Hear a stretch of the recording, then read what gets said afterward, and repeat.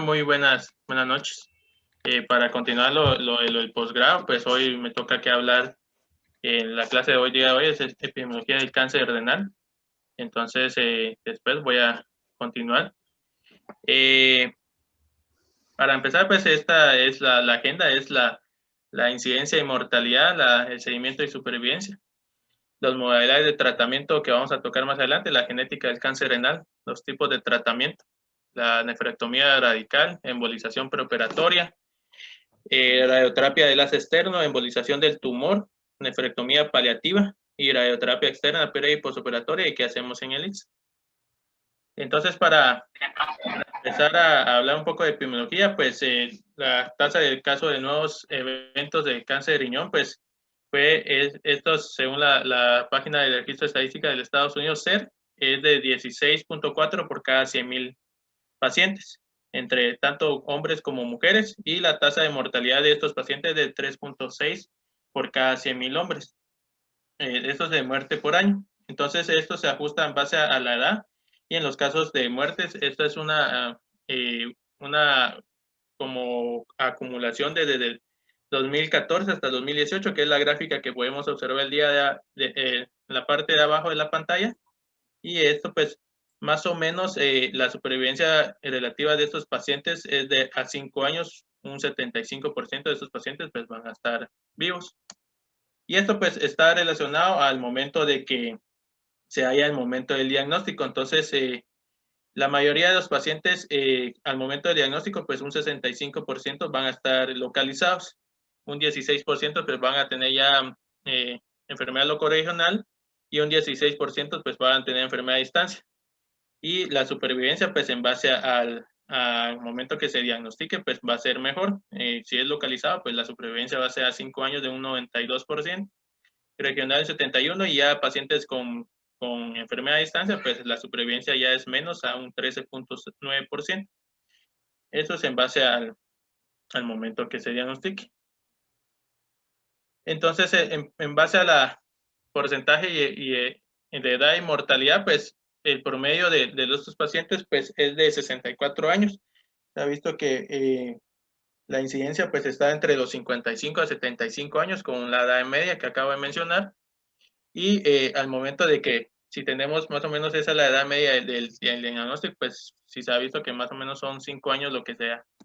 Lo que vive el paciente, la edad de estos pacientes al momento de fallecer es de 72 años.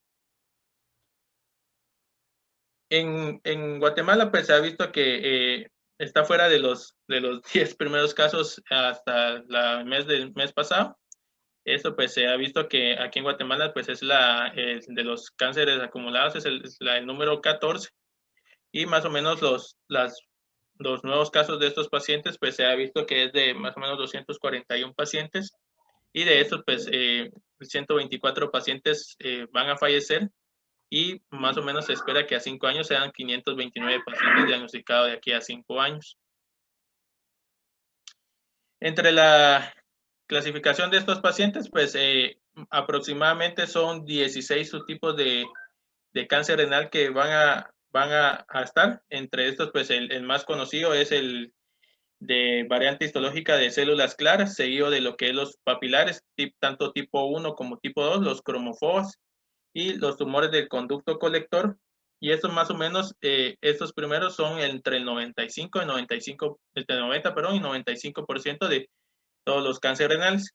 Aunque también hay subtipos menos comunes, como lo que los ponen en el de Vita como no clasificables. Y esto pues se ha visto que el de células claras, pues aproximadamente el 70-80% de estos pacientes van a tener lo que es la mutación genética en el gen supresor en von Hippel-Lindau, que eso es lo que vamos a mencionar más adelante.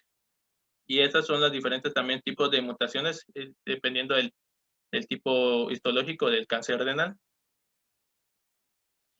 El diagnóstico, ¿cómo se hace el diagnóstico? Pues este diagnóstico pues es de forma incidental, lo que dice, porque la mayoría de estos pacientes pues se les va a detectar lo que es una masa renal al momento de que se les pida estudios de imágenes, tanto como tomografías, ultrasonidos, o incluso hasta en los rayos X de abdomen. Esto pues dice que es un hallazgo incidental casi no es clínico, dice.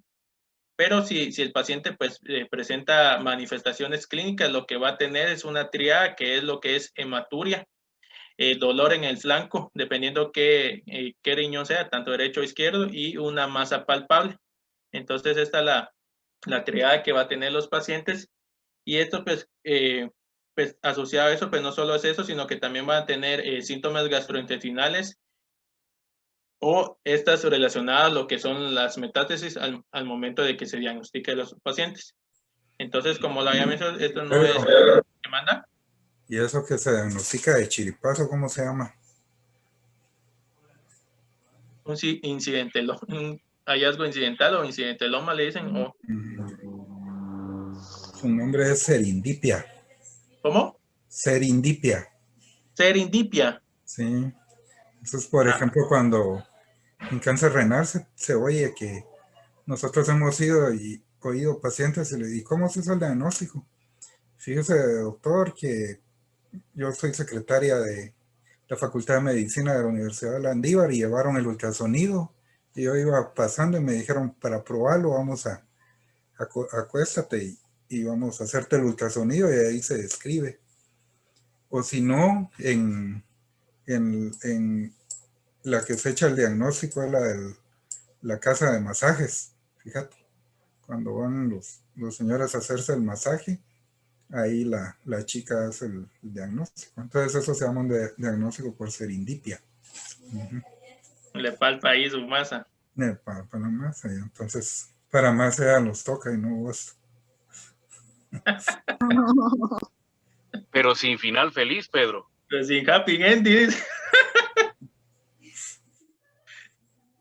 Bueno.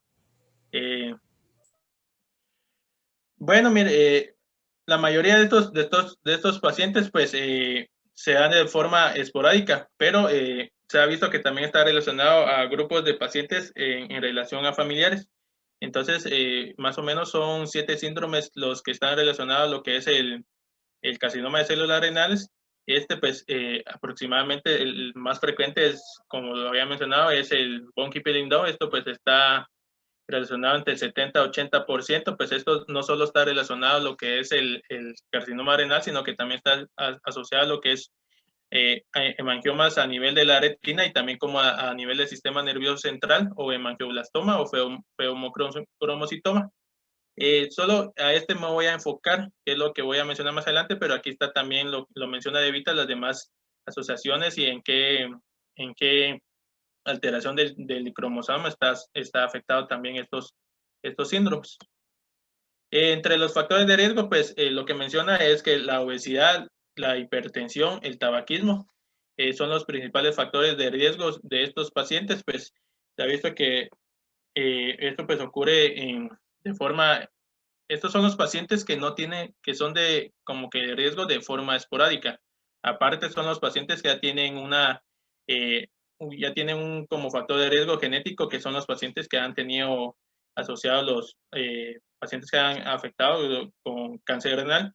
Entonces, entre los pacientes que tienen factores de riesgo familiar, se cree que tienen más chance de 2.5 veces más de tener probabilidad de desarrollar un cáncer renal. ¿Cómo se da la genética? Pues se ha visto que el gen supresor que se llama von Hippel-Lindau, pues esto lo que hace es que se une a lo que es el dominio alfa del, lo voy a mencionar, a ver si mira mi puntero. Entonces, en pacientes en normoxia dice que el gen del von Hippel-Lindau tiene dos brazos, el dominio alfa y dominio beta.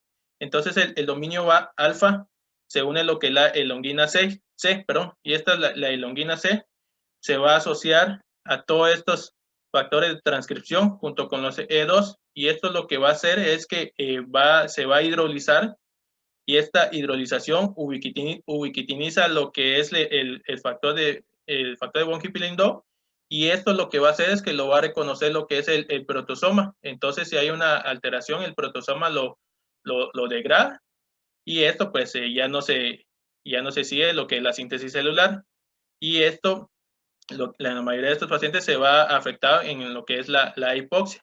Entonces, al momento que se presente lo que es la hipoxia, pues ya no está afectado lo que es el dominio alfa de estos pacientes, entonces no va a estar inducido por el factor inducible de hipoxia, y esto pues al estar mutado, pues ya va a acumular o va a ser más factores de transcripción, que esto va lo que va a dar es señalización, lo que es el factor de crecimiento endotelial vascular, también así como lo que es la transporte de glucosa, como que es la GLUT1, y también el factor de crecimiento plaquetario. Entonces, al estar mutado esto, pues se pierde la ubiquitinación del factor del dominio alfa del von Hippel-Lindau, y entonces lo que va a hacer es sobrecrecimiento celular a través y angiogénesis a través de lo que es el factor de crecimiento epidérmico vascular y el GLUT1. Entonces, secundario a todo esto, pues no solo va a estar afectado esta vía, que es el factor de crecimiento de hipoxemia, sino que también está afectado otras vías, que lo que es, afecta lo que es la vía MET. La vía MET lo que va a afectar es la vía de la fosfonincitol 3 quinasa, y esto pues también va a afectar lo que es la vía mTOR, para así proliferar lo que es, va a afectar lo que es los factores de crecimiento, y también lo que está relacionado es también que afecta lo que es la vía de la BAP-E1. Entonces esta vía BAP-E1 va a juntar todas estas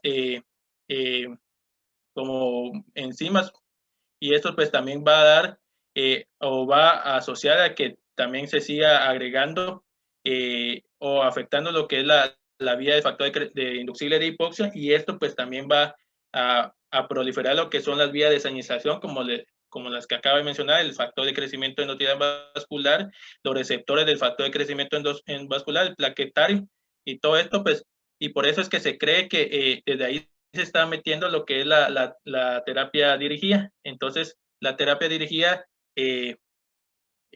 son estas. Entonces, hay terapia dirigida que son los que actúan a través de los receptores del factor de crecimiento, como tenemos el sunitinib, el pazopanib, el sorafenib y axitinib, y también los que están asociados a lo que es el ligando del factor de crecimiento vascular, como es el bevacizumab, y también los que tenemos relacionados a los inhibidores de los mTOR, como es el temsirolimus o everolimus, o también tenemos inhibidores multicinasas, como es el cabozantinib, levantinib, también asociado a lo que es everolimus con lenvatinib, que ha sido combinación. Estos son los estudios que menciona De Vita, y también, como hemos mencionado, también los que son los de los PDL1, como tenemos el nivolumab.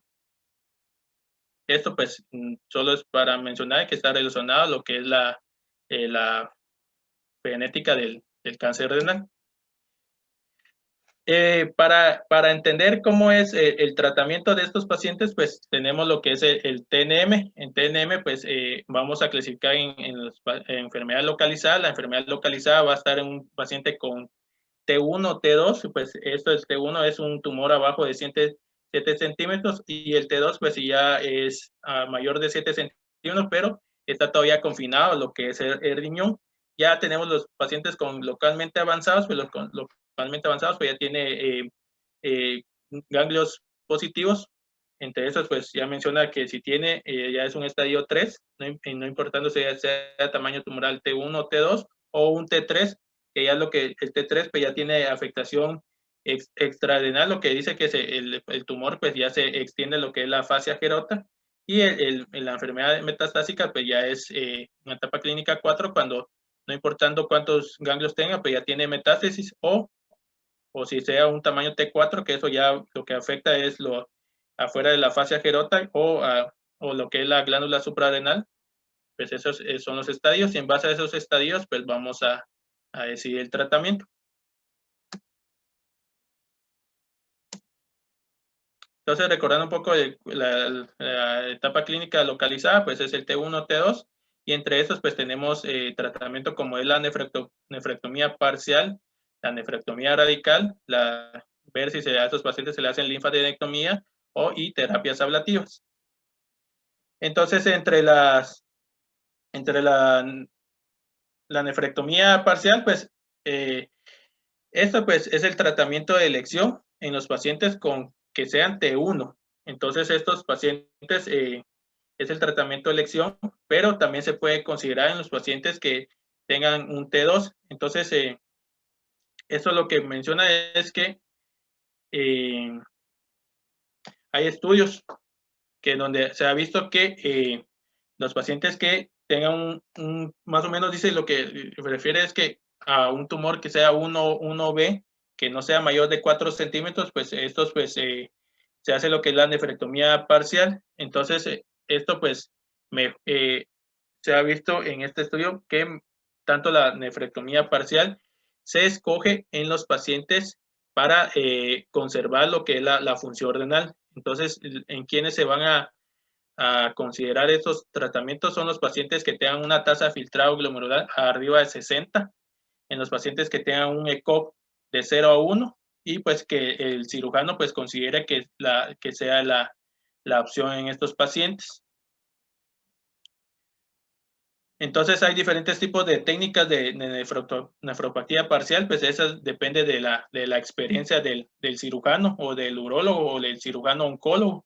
Entonces hay diferentes tipos de técnicas. Yo lo que encontré es que hay terapia, técnica quirúrgica abierta por la laparoscopía, por la laparoscópica mano asistida y la laparoscopía asistida por robot. Pues eso pues depende cómo la experiencia vuelvo a repetir, del cirujano.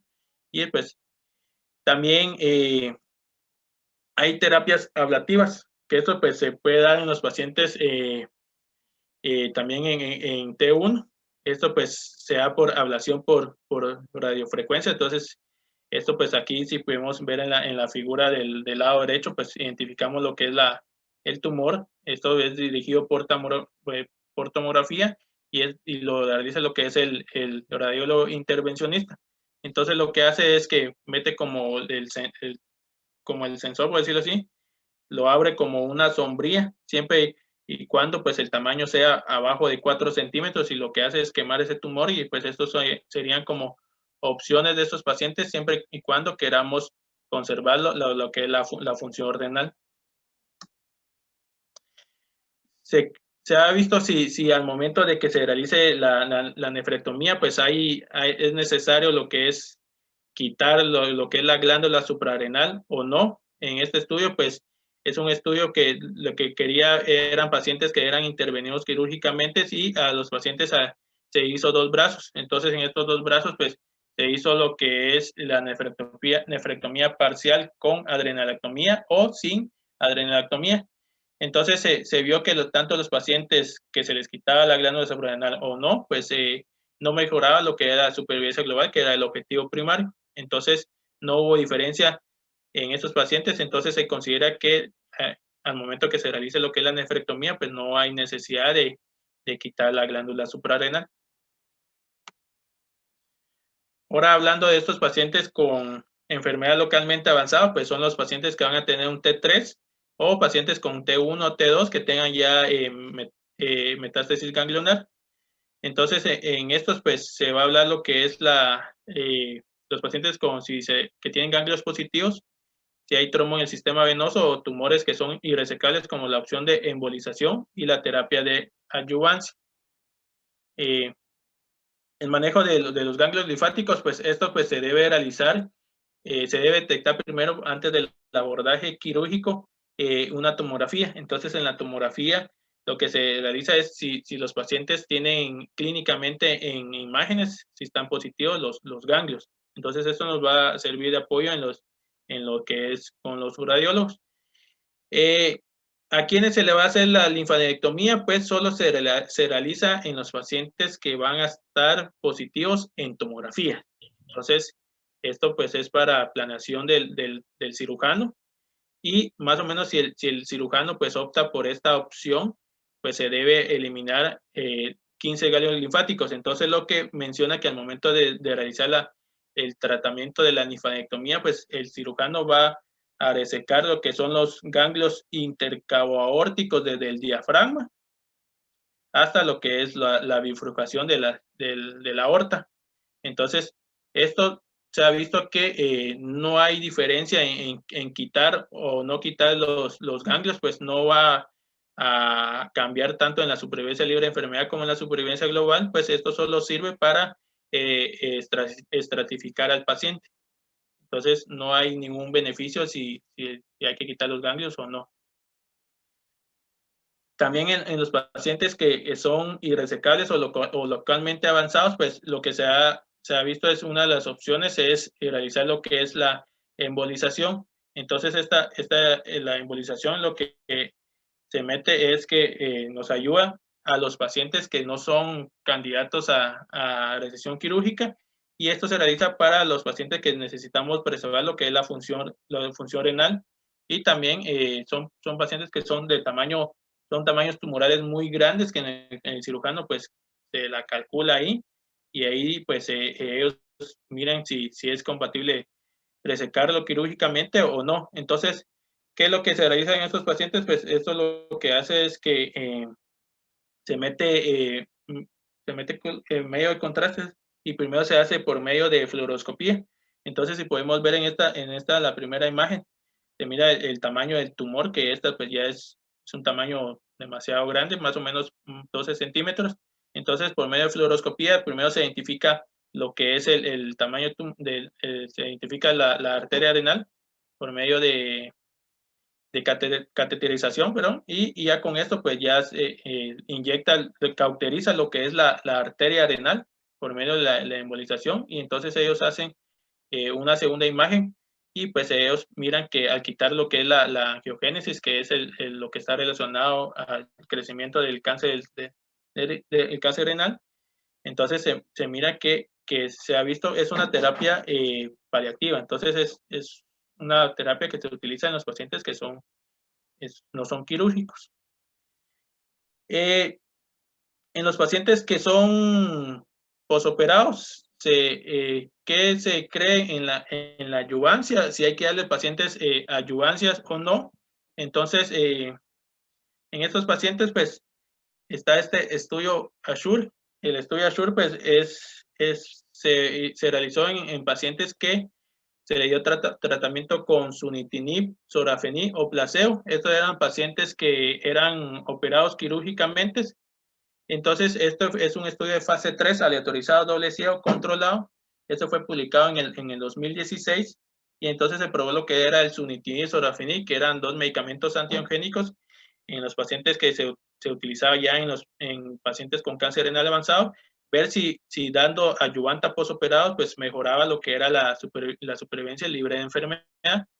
Entonces, ¿qué pacientes utilizaron en este estudio? Pues eran pacientes diagnosticados con cáncer renal que eran de alto riesgo, que eran resecados quirúrgicamente, y ellos se les iniciaba tratamiento aproximadamente a las 12 semanas de haberlos operado, que tuvieran un ECOG de 0 a 1, que tuvieran una tasa de filtrado glomerular arriba de 30, función hepática y hematológica normal, y entre los pacientes quienes eran considerados de alto riesgo era un grado 3 histológico, que era pobremente diferenciado, y el tamaño tumoral iba desde T1B hasta T3. Entonces, en estos pacientes, pues, se dio lo que era sunitinib, eran 3 brazos, al primer brazo se le dio sunitinib, lo que era 50 miligramos cada 24 horas por 4 semanas, y descansaban 2 semanas, y esos eran ciclos de cada 6 semanas.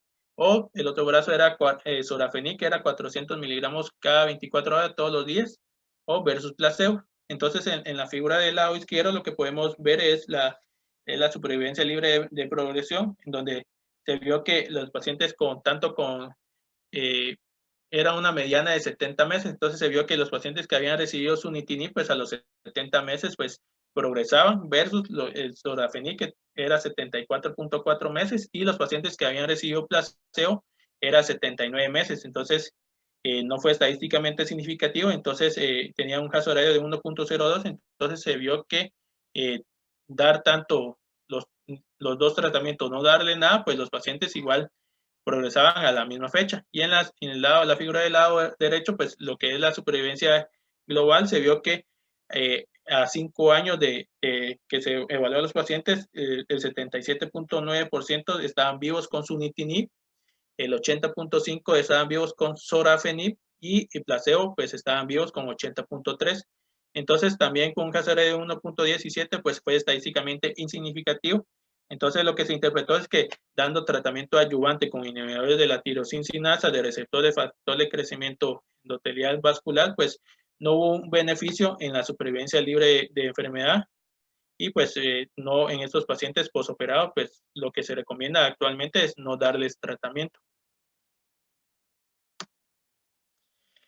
Ya comenzando lo que es la nefrectomía citoreductada, pues está lo que es el estudio Carmena. Pues el estudio Carmena, pues lo que se quería ver si la nefrectomía citoreductora, que era un tratamiento que fue, fue más o menos por 20 años, pues la mejor elección en los pacientes con enfermedad metastásica. Esto pues también estaba asociado a lo que era interferón o no. Entonces se quería ver si estos pacientes dando lo que era terapia dirigida con sunitinib, querían ver si los pacientes mejoraban lo que es la supervivencia global. Entonces querían ver pacientes con enfermedades metastásicas, si se le hacía la nefrectomía citoreductiva o darle solo sorafenib, perdón, el primer brazo era nefrectomía con sunitinib versus solo sunitinib. Entonces el objetivo primario de estos pacientes era ver la causa de muerte en esos pacientes, o supervivencia global, o muerte por cualquier otra causa.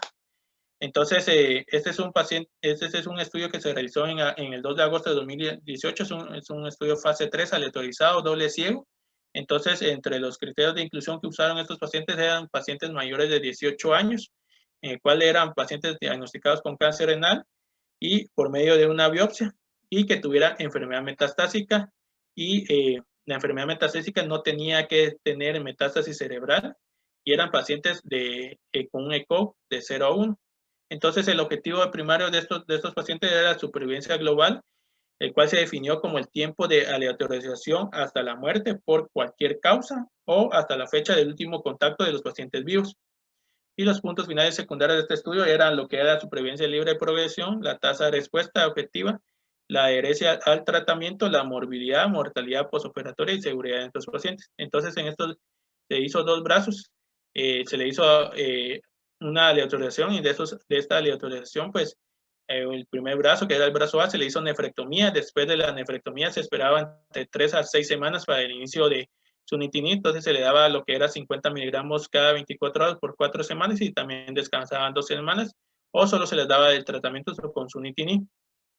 Entonces lo que miramos en estos pacientes, en el lado izquierdo, era que la mediana de supervivencia de esos pacientes pues fue mejor. Entonces, la mediana de estos pacientes que habían recibido nefrectomía con sunitinib era de 23 meses versus lo que era 19 meses. Entonces, quiere decir que, ahí lo dije al revés, perdón, los pacientes que solo habían recibido sunitinib era una supervivencia global de 23 meses, y los pacientes que habían recibido sunitinib más la nefrectomía era de 19 meses. Entonces, esto es lo que demostró que los pacientes no solo, o sea, es un estudio que fue de no inferioridad. Entonces quiere decir que los pacientes ya no había necesidad de intervenidos quirúrgicamente, sino que solo con darles sunitinib, pues estos pacientes morían o dilataban un poco más lo que era la mortalidad en estos pacientes. Y en la figura del lado derecho era la supervivencia libre de progresión. Entonces se vio que los pacientes que habían recibido solo sunitinib, pues presentaban su primera metástasis a los 18.4 meses, versus con la combinación de nefrectomía con sunitinib, y estos pacientes progresaban a los 13.9 meses. Entonces, en conclusión, pues el sunitinib no solo no fue inferior a la nefrectomía, sino que fue como decirlo, un poco mejor en los pacientes con cáncer renal metastásicos. Y esto se utilizaba en pacientes de riesgo intermedios o riesgo bajo. Y ya lo que es platicando lo de la radioterapia, que era también otro punto a tratar, pues yo no encontré bibliografía que dijeras que la radioterapia se tenía tanto que dar, tanto pre o postoperatorio. Entonces, Pedro, la conclusión del Carmina, ¿cuál era? Para que nos quede claro a todos. La conclusión del Carmina es que desde que salió este estudio en el 2018, ya no se tiene que ofrecer a los pacientes nefrectomía citoreductiva, sino que Y una vez uno tengamos a estos pacientes metastásicos, hay que darle tratamiento con terapia dirigida. Bueno, y la otra conclusión era que la nefrectomía más Sutent era mejor únicamente en aquellos pacientes de riesgo bajo. Esa es una conclusión del estudio. Y entonces vos no operarías a ninguno. Solo se operan, doctor, cuando los pacientes tienen, dice, mucho dolor al lumbar, o los pacientes que tienen una hematuria que es difícil de controlar. Entonces, esas son las indicaciones quirúrgicas en los pacientes con enfermedad metastásica. Y de ahí, pues ya no hay otra indicación. Bueno. Mire, pues. Entonces, lo que es la radioterapia, pues la radioterapia, como ya mencionado, no encontré yo Pedro, indicación. ¿Qué manda? ¿sí les quedó claro a todos? Sí, están todos conformes con esa parte.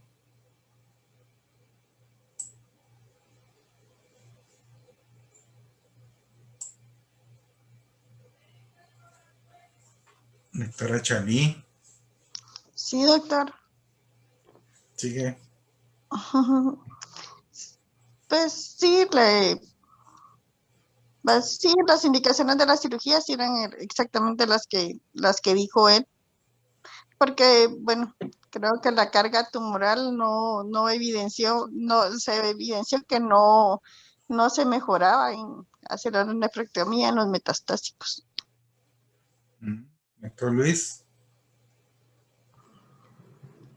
Pues sí, o sea, parte del tratamiento no está indicada la nefrecto, sino que sí es, pues ya metastásico, solo con tratamiento sistémico.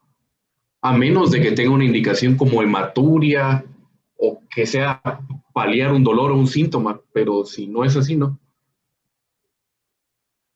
Y la otra es que no haya uno diagnóstico, ¿verdad? O sea, como Doctora, diagnóstico. Exacto. sí, yo he visto que la doctora Jennifer les hace biopsia hacia los riñones. Ya cuando yo lo que aprendí, no biopsiar un riñón era contaminar todo el área, ¿verdad? Habría que buscar otra lesión, ¿verdad? Tratar de nunca biopsiar el riñón, sino que irte a otra lesión pulmonar o hepática o de ganglios, ¿verdad? Sí. Pero si no hay de otra, hay que ir por el riñón y hacerle la nefrectomía, ¿verdad? Mire, Doctor, lo que usted está, o lo que yo entendí, no, o sea, no entendí bien esa parte, o sea, si no hay diagnóstico histológico, hay que, si es una enfermedad localizada, se hace la nefrecto, o sea, no se hace la biopsia.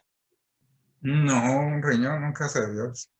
Sí. sí, las siembras tumorales es un riesgo muy alto, entonces por eso se prefiere una vez la nefrectomía. Y con la nefrectomía tampoco hay que ser ¿cómo se llama? Tan prolijo, ¿verdad? Digamos, tenemos pacientes, hay 7 pacientes que tienen cáncer renal bilateral, ¿verdad? Una de las cosas es que en otras partes siempre se procura hacer una cirugía conservadora.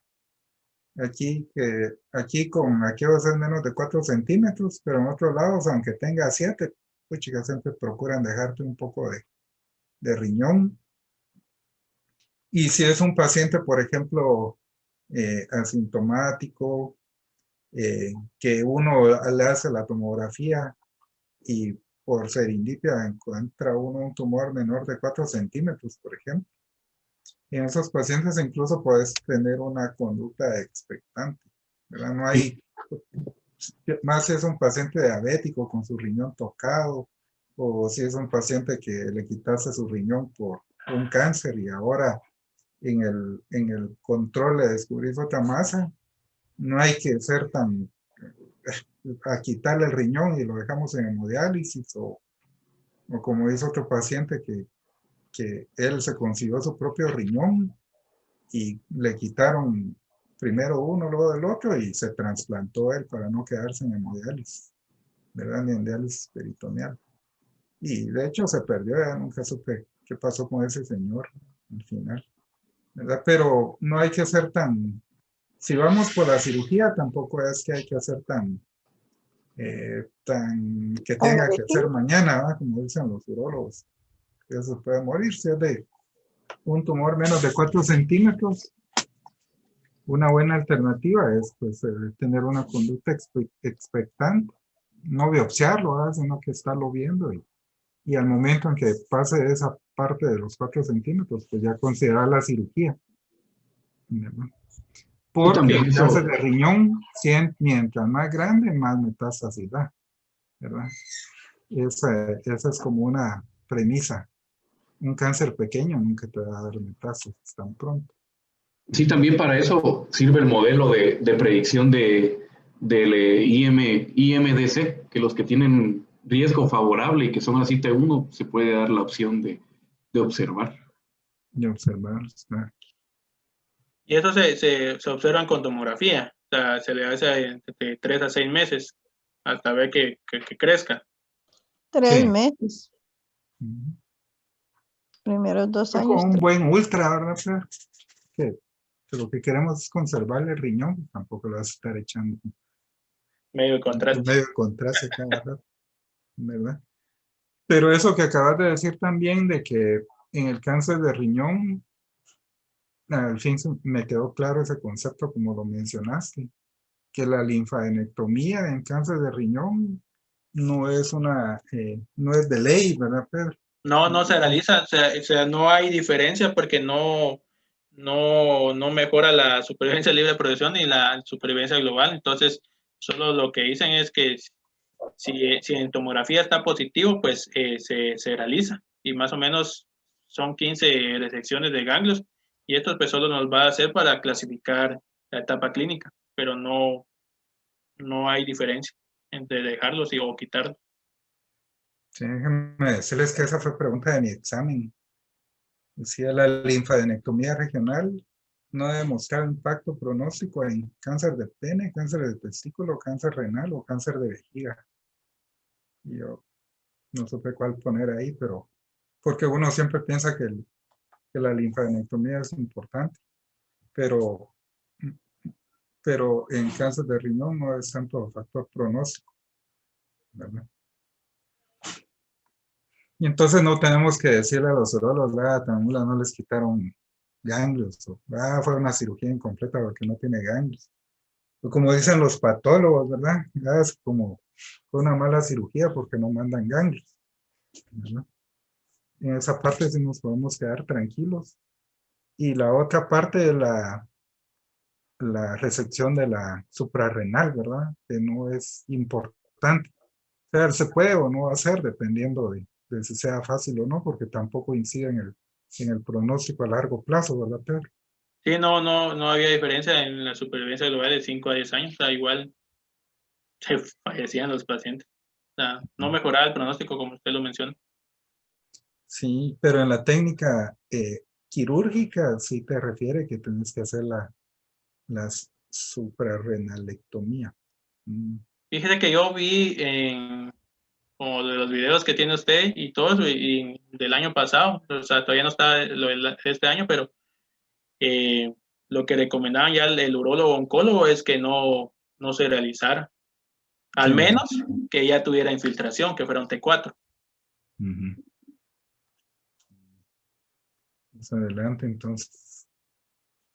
Entonces, en lo de la radioterapia, pues solo encontré que es una forma paliativa y eso pues se da ya en las lesiones metastásicas, como el paciente tiene dolor óseo o cerebral, la verdad es que no encontré si se daba previo a la cirugía o como en adyuvancia. Y ya concluyendo, pues el cáncer localizado, pues el tratamiento es quirúrgico y se tiene que también valorar lo que es la preservación renal. No hay evidencia de ensayos aleatorizados en que se tiene que dar terapia adyuvante en los posoperados. Y pues también en base al estudio Carmena, pues ya no se utiliza lo que es la nefrectomía citoreductora. Y eso. No sé si hay algún otro comentario, pero para empezar con la otra clase.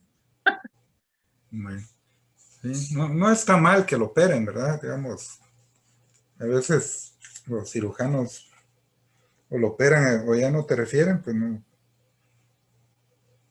¿Verdad? Pero tendría uno que justificarse de la indicación, ¿verdad, Pedro? ¿Vas a dar la otra una vez, Pedro? ¿Sí? Bueno, adelante entonces.